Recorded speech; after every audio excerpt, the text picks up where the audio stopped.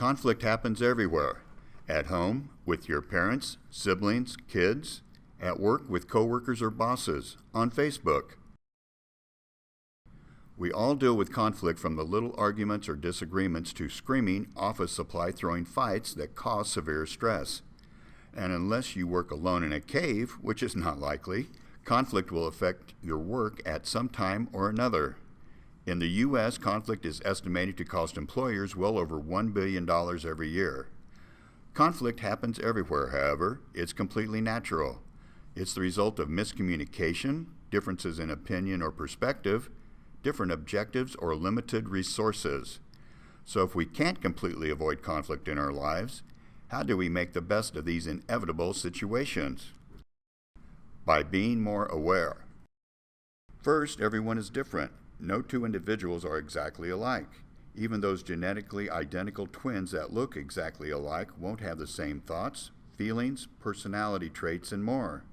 Knowing this is the first step to taming that big scary monster that is conflict.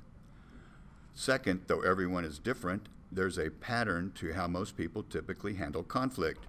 This is called your conflict handling mode or conflict resolution style. There's a tool called the TKI, the Thomas Kilmann Conflict Mode instrument, that illustrates these 5 conflict resolution styles in detail.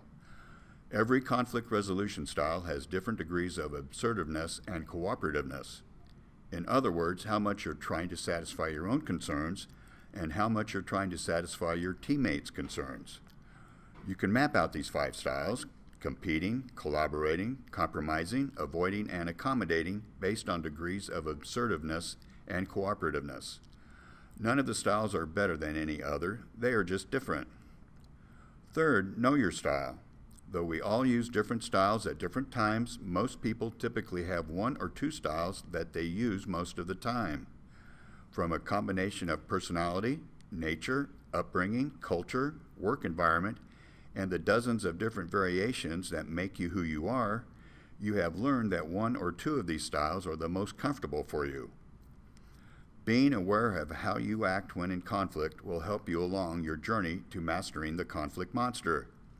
Fourth, learn the other styles and how to use them. Some conflict styles are better used than others for different situations.